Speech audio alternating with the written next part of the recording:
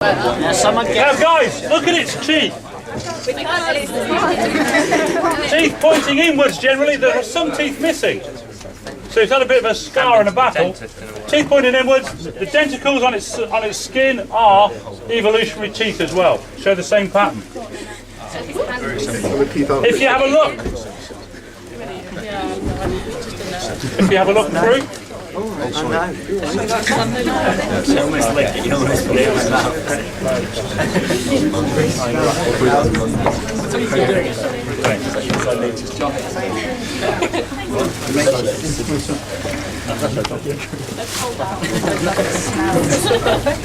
Again, have a look inside its mouth. You can see a bit of damage on its upper buccal plate. Some teeth missing, which is not uncommon. No signs. If you can have a look through, you can see the gill plates inside, and you can see like little bony structures off the gills. If you guys can have a quick look. Would you tilt his mouth up a bit? Cheers. There you go, Bing. Grab that. I'm just going to tuck. Who hasn't got dirty hands so far? Could you tuck that into my pocket, I'll win.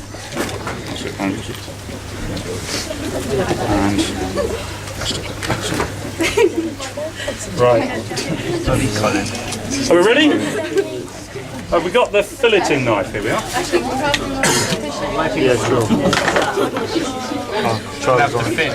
Right. What I'm going to do is I'll do the first cut, and you guys can get in and do it. Can I just squeeze? Right, yeah, we're going to do the second. Guys, these are cloacaas, or how do you pronounce it? Cloaca, which is a common ventral and a digestive and a reproduction outlet. So what we typically try and do is if we cut into the cloaca, if there are any parasites in there, we can disturb those.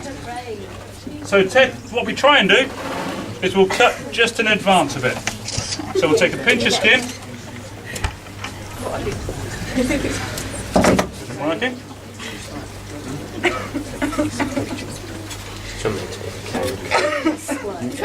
This could squirt. Could you pass the scalpel from the box behind me?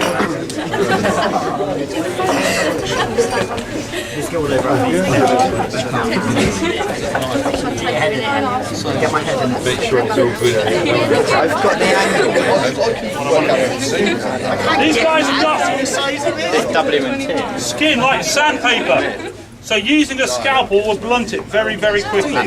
Twist this thing.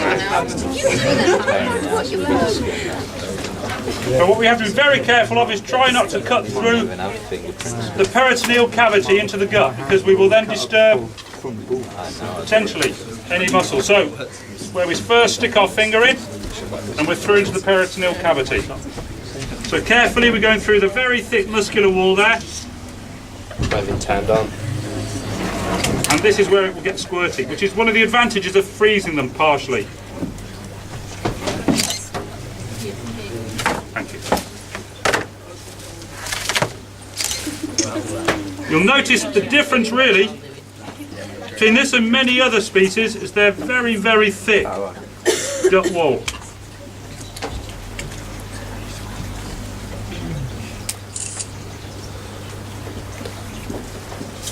Someone can hold the fin back.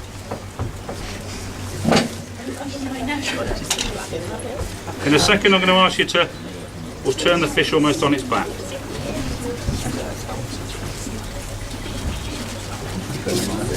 Now, as we come up through the pelvic girdle, this is the cardiac cavity here. So again, we get a bit of crunchy stuff. And we come across Could I, sorry to be right, Ben, who's got clean hands? Could you do my jacket up? Because I'm going to get shit all over my shirt. Thank you very much. Look at that. Wait. Now, is this okay on cap? So,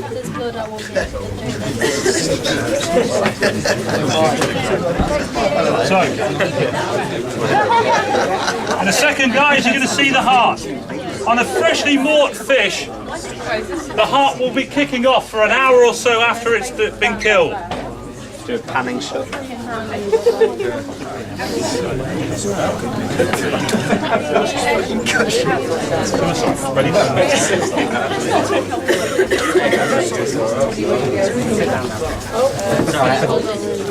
Shillings on the camera. There we go. On a teleost, we're just going to lift it just slightly this way. Someone can hold that so it doesn't fall back. Thank you, guys. There we go. Now look at this.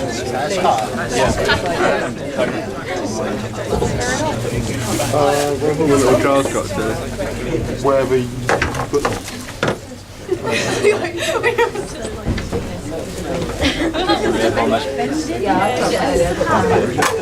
Yeah, sure. Stay off the edges. Right.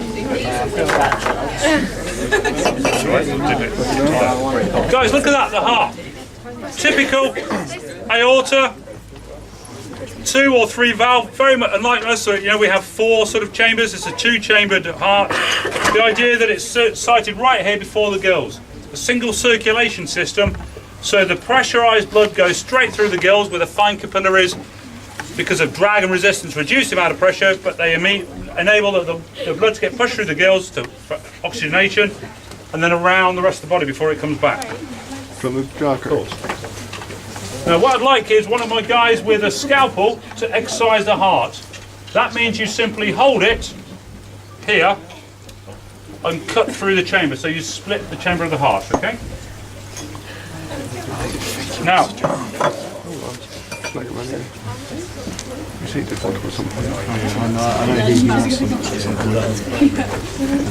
again, it's great that we got the sharp, but normally we'd bring in sharpening tools so we can keep the knives continually sharp. This is my old filleting knife, which isn't, it's already been cut about. It's a beauty. This is an immaculate piece. This is in really good nick. Now, what we have got here is this.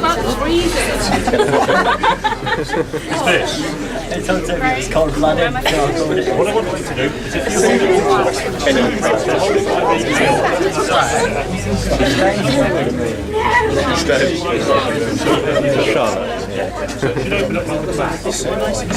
Guys, have a look at the, again, could I just try this a sec? Have a look at the heart. You've got this thick, muscular, what can we call it? Thick muscular vessel. The idea being really is that it does absorb and contract like a bit of elastic. So you get a more, instead of having a rapid pulse rate, you get a long, slow, elongated pulse with many species of fish. So if you can open that up, there are a series of parasites that live within the heart. It's a great place to live, a parasite, lots of oxygen, lots of blood, therefore lots of food. So we open up that to look for tiny nematodes. Now, although this has been partially frozen, it has been fully frozen. And even after 24 to 48 hours, you'll still see lots of wriggling parasites inside. Now, the next bit that we get out in the shark is this bit, which is the liver. So we just cut through the connecting tissue.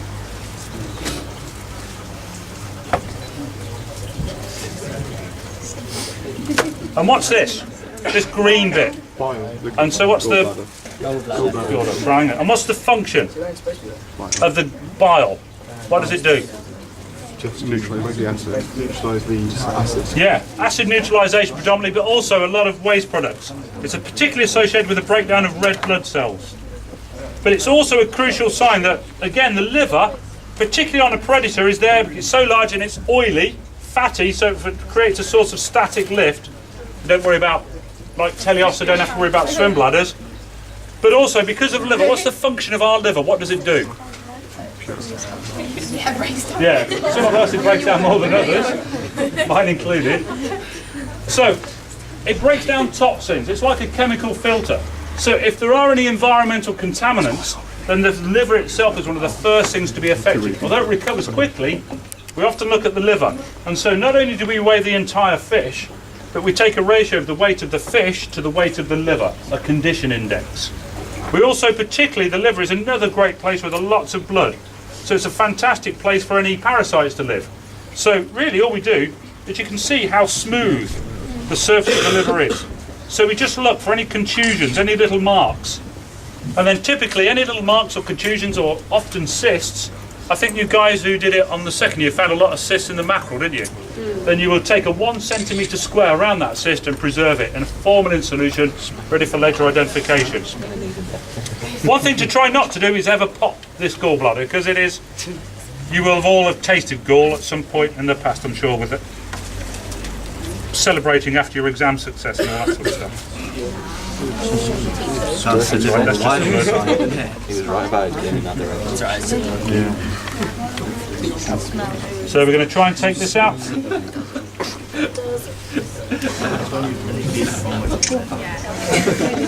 Make sure Charlotte goes if she wants to. Sorry?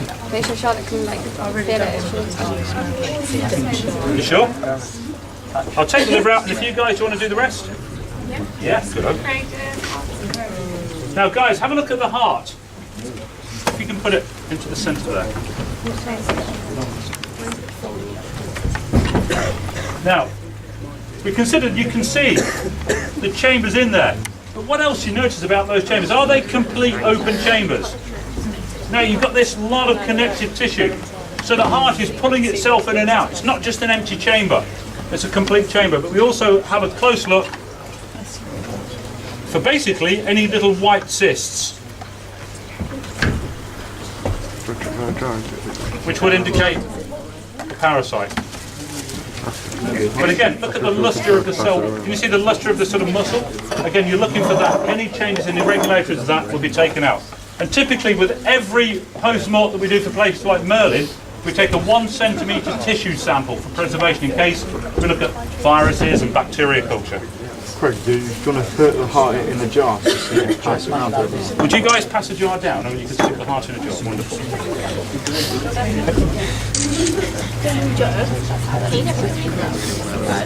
Would you guys be able to pass me another scalpel? It might be a bit blunt. It's the one I sort of put. Oh, is it been used to help? Fantastic.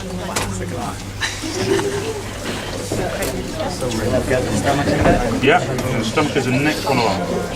I like to take the liver out of the way because it's easier then to... Yeah. Now this is where I often put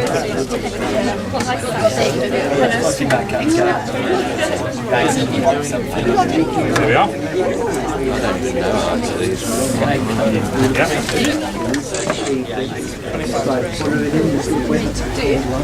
Just, rather than cutting, just right the blade across the surface and it will pop it. So let's put that.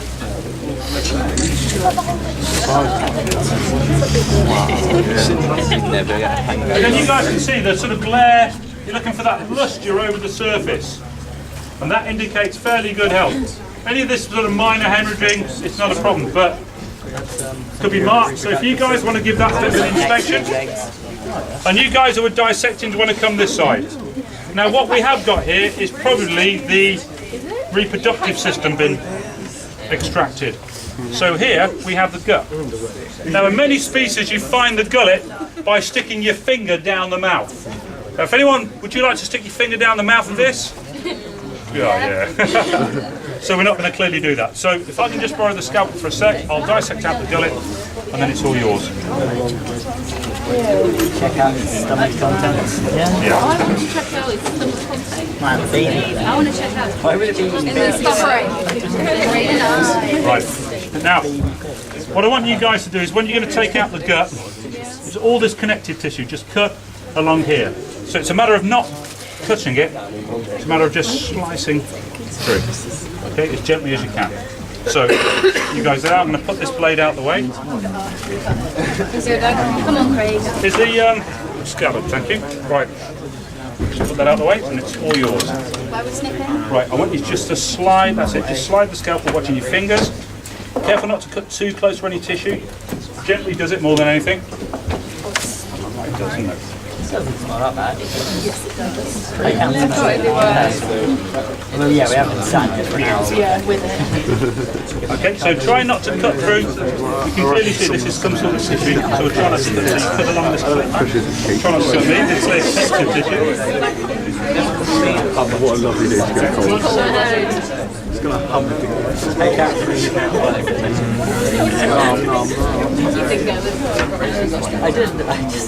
I said it like completely. And it's like fruit in my hand. Oh, I flip his head. I'm going out. There's primary oocytes ready for next year's spawning. So make these cells.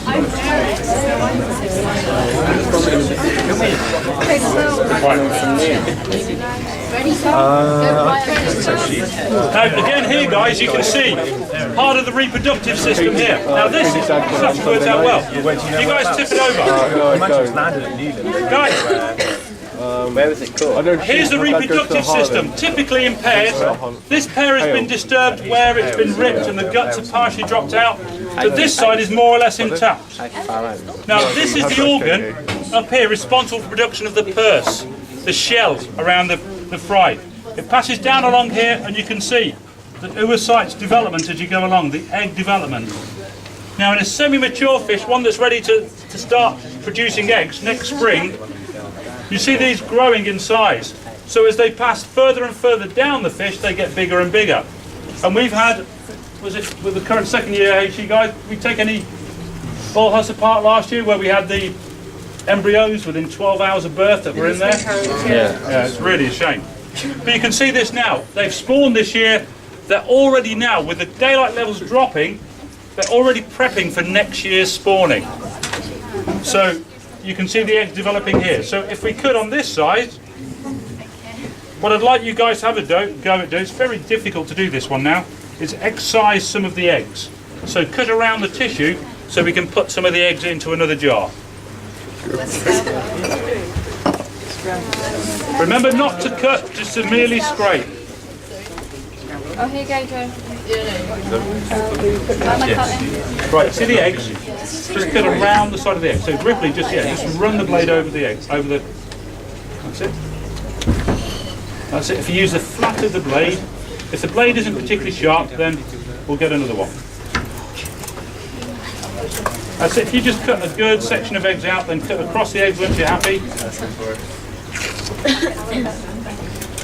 That's it. And round the other side. Watching your fingers. If you cut towards your fingers, be very, very careful. Cross there first. And if we have a jar ready to put these in. If it's a bother, use those big pinking shear things down here. Oh, you've done it one there. Can we not just squeeze them out into the jar? That's alright, we'll just drop them straight in there. If you put the jar over to the left hand side again. Right, and now we're getting close to taking the intestinal tract out. So the intestinal tract's held in with this connective tissue. So we just simply trim off the connective tissue. Okay. Now, it looks like some of it has been pulled out through its gut, but at least we have the true stomach here. So if you guys could, you remove the gut, you can see, here's the stomach, and look at this, the small digestive tract leading from the stomach. So this really is thick and muscular, it's got something in it. So it's eaten relatively recently, but it hasn't eaten much. It's going out there. So what I'd like you guys to do is cut as far up towards here as possible, so we take off the gullet, and then if you guys could, we just simply cut up there, and then we'll bring the stomach down there.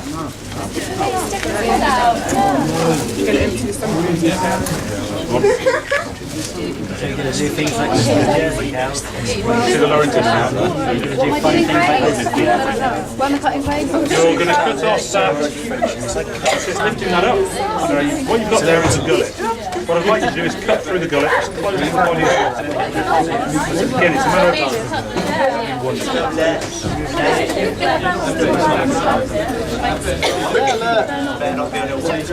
Give it a bit of a tickle. She'll slap you. Not very Have you had a good touch yet, Sam? Again, look how thick and muscular the esophageal wall is. It's there, it's thick and muscular, it can expand to eat things almost half its body size. Scalpel's not really sharp. No, it might be worth, if we've got another scalpel back there, let's put that scalpel to one side. That's it, wonderful. I've got another one. If we put that spare scalpel down on the board around there so they can pick it up if they need to. And again, typically we clamp off either side. And what we often do is if we're looking at biological studies, we'll measure the pH of the stomach acid. But that would have declined because of the fact that the fish has been dead for a while. It's difficult, isn't it? I don't think these blades aren't particularly the right things. Okay.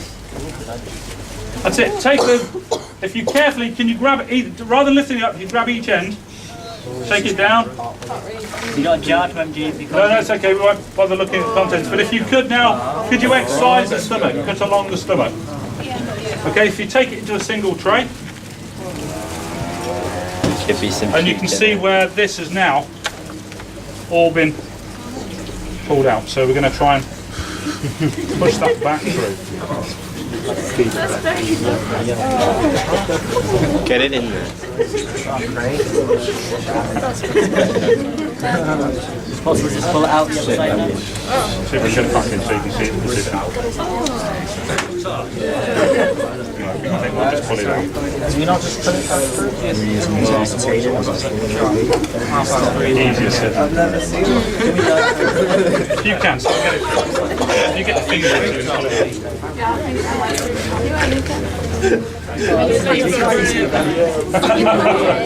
Try not to pull it until it breaks, that's it. Give it a second, if not, we'll have to dissect it out. Okay.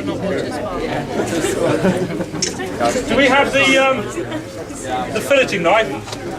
Down here? Okay. It feels like a slush puppy in a bag. If you guys aren't careful, what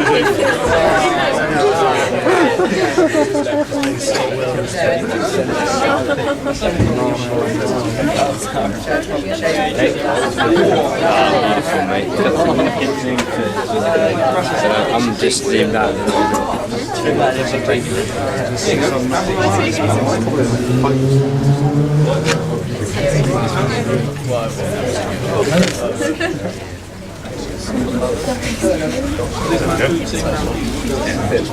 Now you can see, guys, you can see where the gut has been sucked inside out. So that is the internal part of the intestinal tract.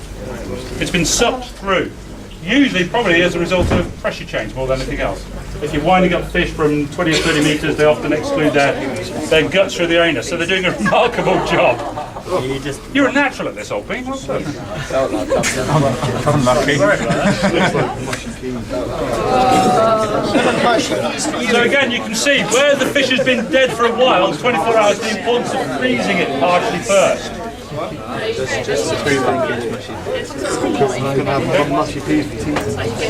Okay, we need a dabber there with our dabbing.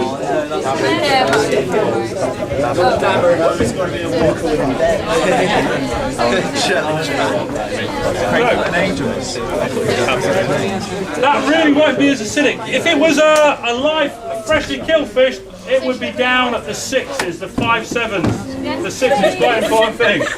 Straight into the bin. But you also notice the folded inner surface to increase surface area. If you have a look carefully, very much like our stomachs, they have villi associated with. The Spanish love eating shark stomach. It's very similar to what do you call it when you eat pigs and Trike. Very similar to trike. Yeah.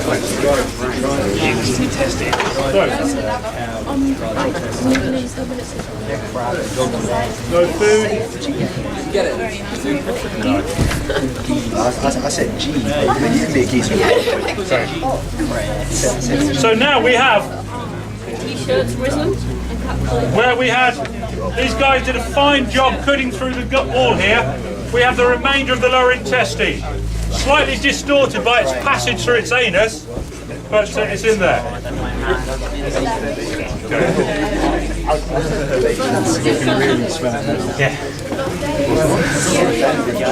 Move down a little further. So I got a cold thing.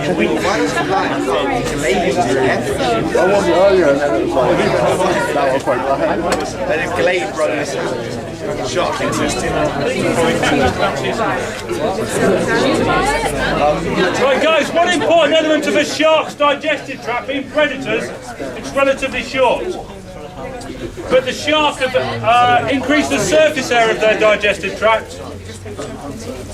Guys, they've increased their surface area of the digestive tract by having a spiral valve. A little bit of twisty spaghetti, twisty pasta inside. Now sadly that's the bit that was excluded, but you can just about see it here. Can you see here where you've got that slight spiraling like an Archimedes screw? The idea that the food has to transit through that screw. In each turn of the screw, there are a different range of gut flora and fauna helping breaking down the tissue as it goes through. But also that bit of the gut has just been found out being associated with this process of osmoregulation. So although sharks are what we call osmoconformers, because they have such a high salt content, urea content in their cell, they don't lose or gain water to the environment. Because urea isn't osmotically identical to sodium chloride and all the other salts within salt water, they do not lose salt as a complete mass, but they lose individual salts.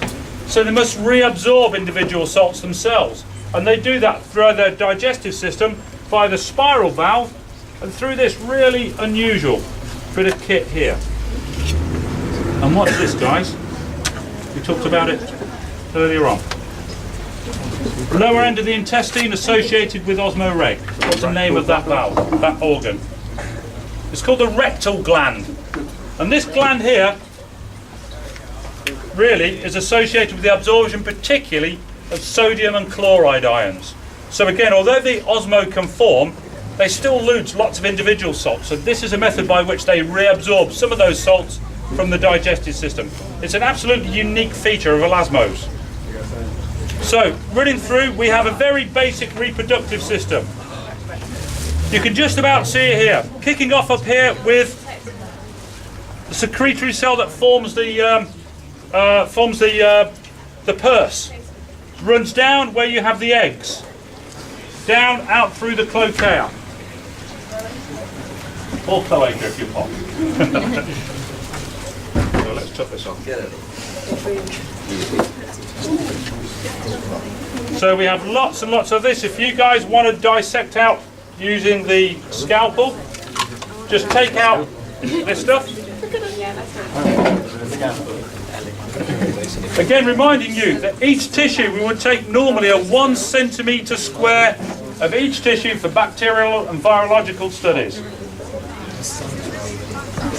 Chris, you doing that? Whereabouts is it called?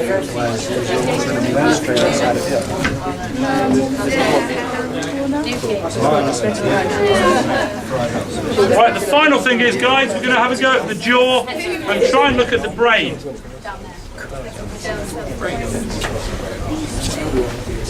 Now you notice with the brain, it's almost like a V-shaped structure, where its olfactory lobes, there's lobes associated with the sense of smell, are massively enlarged.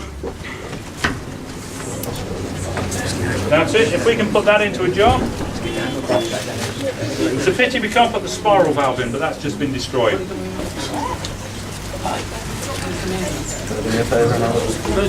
Actually, probably get a better view of the elements of the spiral valve. If you have them intact, you dissect them, they collapse. At least that's partially frozen, but it gives you an idea of what goes on.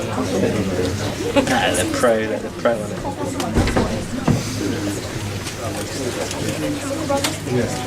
That's it. Well done. Okay, where's the hacksaw, guys? Hacksaw? It's over by the... Would you guys go and grab the hacksaw for me over there? Enjoying that little grape on We the... don't often use a hacksaw for this. The blades clog very quickly. We tend to use like a wood saw. Bigger teeth. It doesn't clog as quickly, but this should do.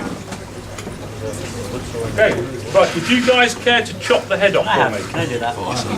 Of course. Can I do it this side? Yeah. As long as mind that jar. Take everything out. So whereabouts am I cutting? I'd like you to cut just below the jawline, so we might be able to preserve. If anyone wants the jaws, they can sit the jaws home. Can we take the sticks? None of these guys want us. No, we're going to keep... See you guys.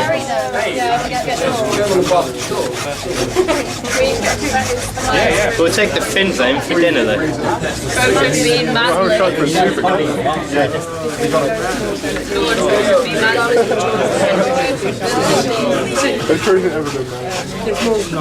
Ethical review for this.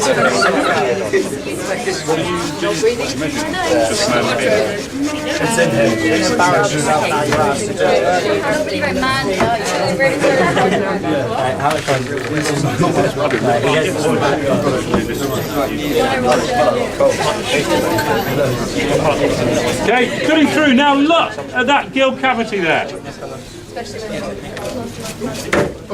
Well done. Looks like some sneeze. Gone right. It's got the brain in it. What do we do with this? That's right, let's put it down. Okay, can I borrow the head for a second? Hello. Oh, you didn't cut it very... Oh, no. Slight slant on the cut, but not too bad. Now, what we're going to look for is the brain. The brain are remarkably small and they do decompose very quickly. So what we look for is just feeling the cavity. Okay. I think probably the best thing is initially is shall we try and take an eye out? Okay. Using a sharp new scalpel. You incise around the eye. Centimetre and a half around the eye. Now again, with many species, you put your finger inside the mouth of the fish and you put pressure behind the eye to excise it. Now we're not going to do that with a shark. Can we put it like our hand in the other way? So you need to cut about a centimetre around the eye.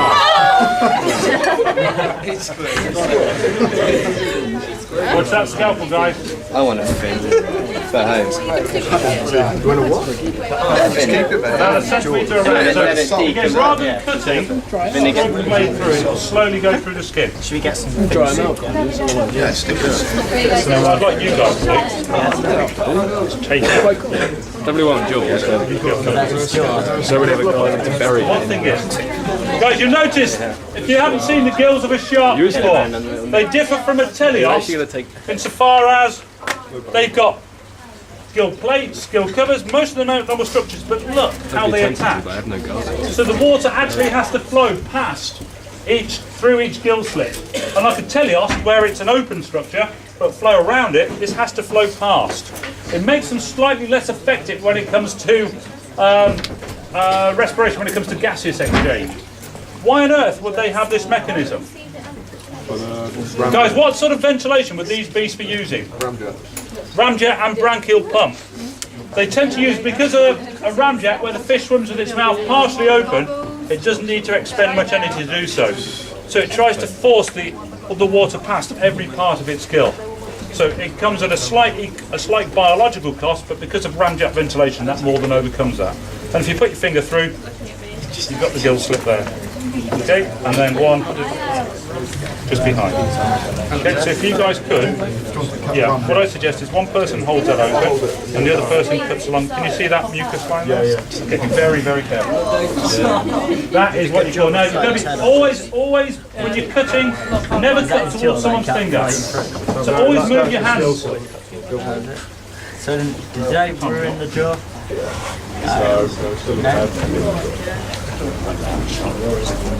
That's it. Oh, I can't believe you're watching it. Do you want it Like Lincoln Gary, You guys alright? You got the right one. Yeah, in a jar. Is that it? Yeah, perfect. We don't pass it around. If you want to. Can we skin it? Anyone else got any?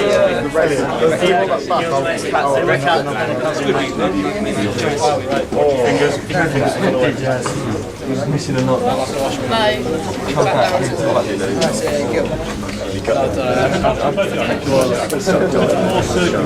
Pinch it at the top, that's where like an Now, one of the reasons we excise the eye is because from the eye we'll pick up the optic nerve, and then we can follow the optic nerve back to the brain. But you can see already, excuse me a sec, look at this, fatty tissue decomposing, coming out, so it's well on the way. Where's the other one?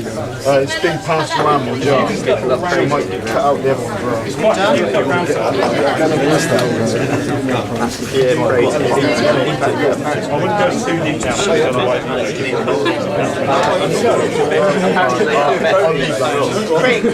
You're the protein guy,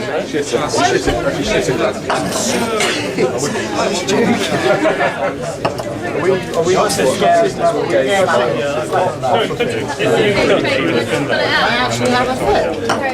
Yeah, what I'm going to do, I want to cut. Is that my finish?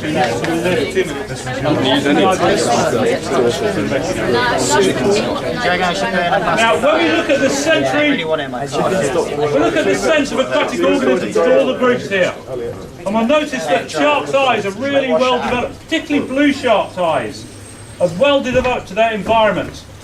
Instead of having a normal shaped lens like we do, they have a round lens, like a ball. You probably see it when you did the mackerel stuff. And the ball there is attached very unusually to a ligament at the back of the eye. So it moves the ligament in and out to focus. They also have a tapetum. A tapetum is a reflective cover made of basically guanine. Same chemical component as poo, bird poo.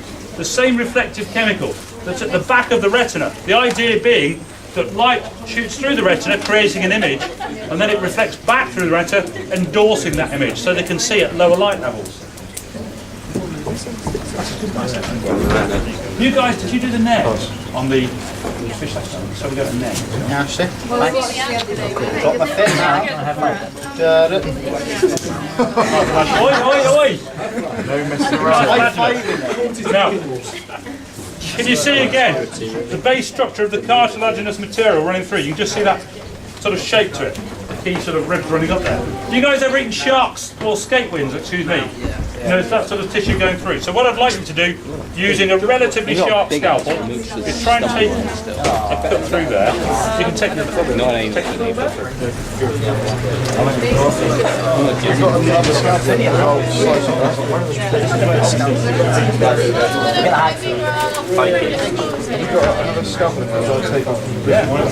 We have a scalpel over here, so you get the dorsal. just finish off this side because their fingers are in, so we don't liver and bacon. I think they've moved up. Oh, we're getting the oil. Well, they're just going to bomb it.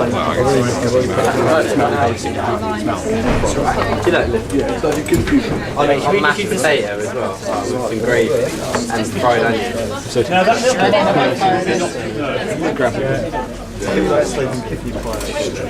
You can right, do it. 2 days. It's too much. He's still there going like So they're just dissecting around the orbit now. Let's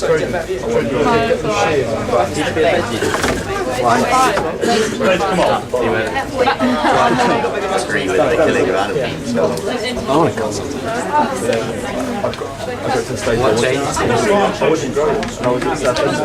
You went great C-section.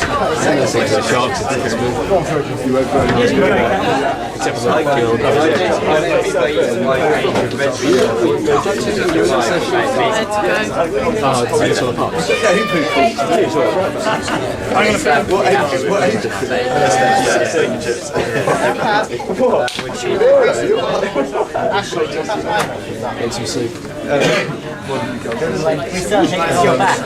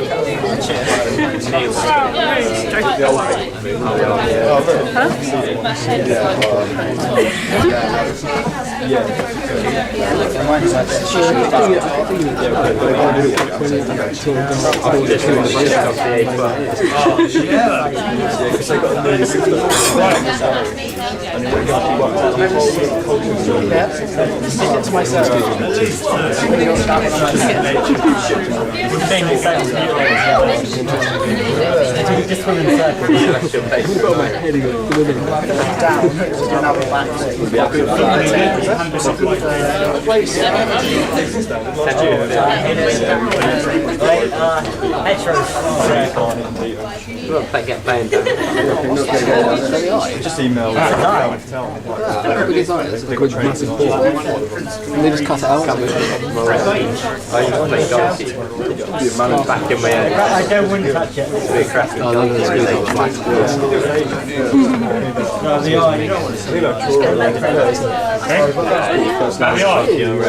It's dead, so it loses luster, it loses osmotically, it's losing liquid, so the eye is no longer convex, it's concave. But what we can find is if we open up that,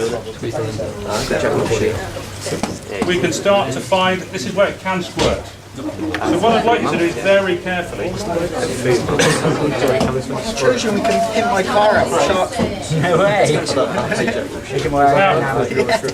Put this on the side. You'll protect it. And in here you can just about make out a sort of silvery grey cartilaginous material with typically a very, very thin network of capillaries around it, supplying it. So this thing, hang on a sec, so this thing isn't there to flex itself. It flexes at its base. These are just support structures, rather than like a teleos fin that has individual rays, each of which can flex itself.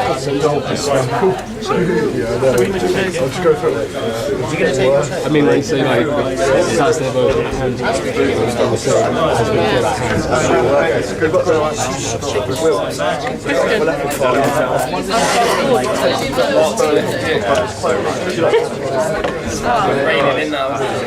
It'd only be a baby. It'll be a one. I just kind of want to guess.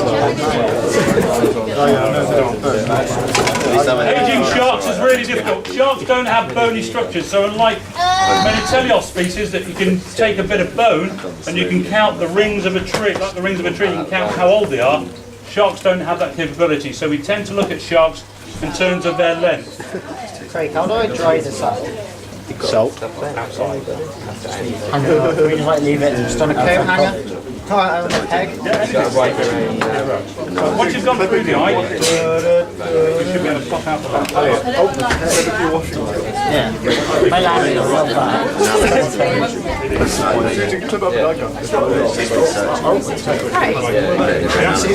Some seagulls are coming again. Yeah.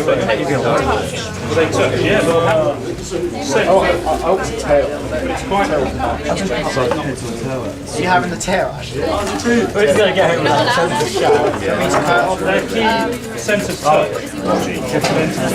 Would be the word to say. Oh, sorry, the lens is here, but it's gone. It's all sort of decomposed out. You guys want to have a look at this?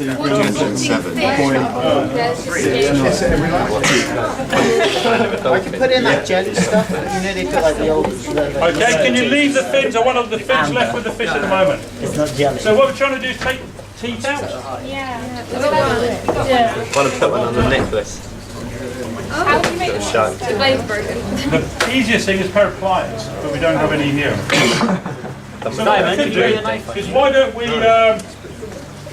just take out the nair next, and what we'll do is freeze the head. Yeah, and then we can take the so Said to someone, I done my first degree. You have your other one. take a picture of the head.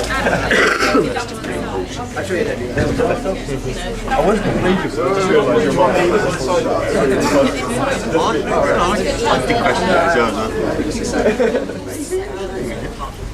Right, guys, the final thing is, well done.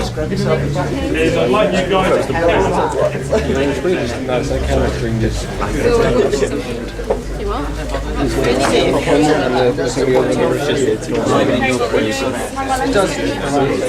I knew, but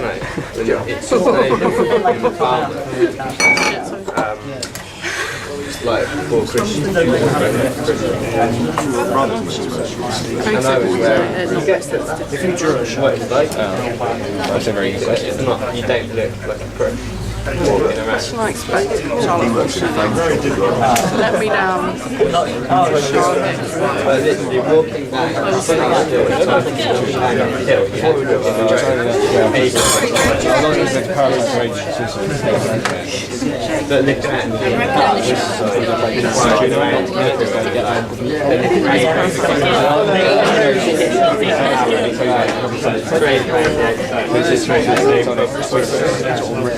As well. Pretty much nearly an hour. Have you seen the there's one that's like a massive or something? Yes, I saw that. And they're sort of all out eating it. Change my mind, I've got nothing to do with it.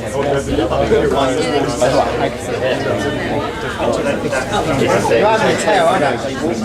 You're not.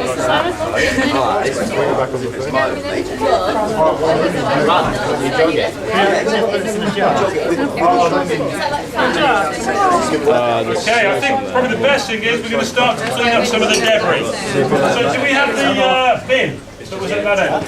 Pretty much, pretty full. Would you grab us another bin?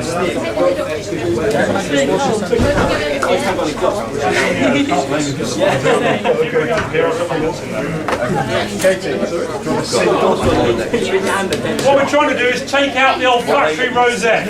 The olfactory rosette is the olfactory organ, contains about 50,000 sensory cells per square centimetre of surface area, and it is itself probably only about 1.5 centimetres in size. But if we consider that most elasmos, the sense of smell is the most primitive smell, the primitive senses. It has the biggest sort of brain development network associated with it. Now sadly the state of this is decomposed, although it's quite fresh. The brain, if the eyes have gone, the brain won't be there. But it is covered in a swing. If you could possibly start a bit here and not know so many bits now. Praise the